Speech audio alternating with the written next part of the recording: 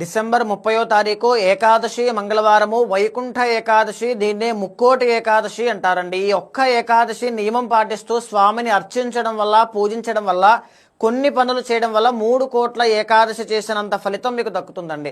ఆ రోజున సూర్యోదయం కంటే ముందే నిద్ర లేవండి.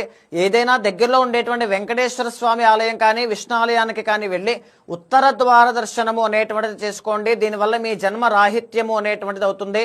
పాపము ప్రాయశ్చిత్తం అయ్యేటువంటి అవకాశాలు కూడా దీనివల్లే మీకు ఉంటాయి. మూడవది, అదే విష్ణాలయంలో ధ్వజస్తంభం దగ్గర, గరుడ ధ్వజం దగ్గర ఖచ్చితంగా ఆవు నేతితో దీపాన్ని వెలిగించండి. అదే రోజు స్వామిని మీ ఇంట్లో కానీ ఆలయంలో కానీ తులసి పత్రితో పూజించండి. ఎవరైనా దగ్గరలో ఉండేటువంటి విష్ణాలయంలో ఎవరికైనా నవనీతము అంటే వెన్న దానంగా ఇవ్వండి. ఇంకొకటి ఏంటి అంటే విష్ణు సహస్రనామ పారాయణ ఉదయం ఒకసారి, సాయంత్రం ఒకసారి చదవండి.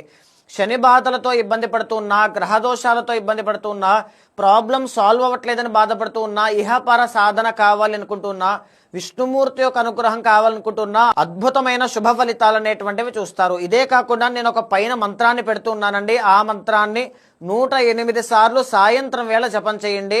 ఎక్స్ట్రాడినరీ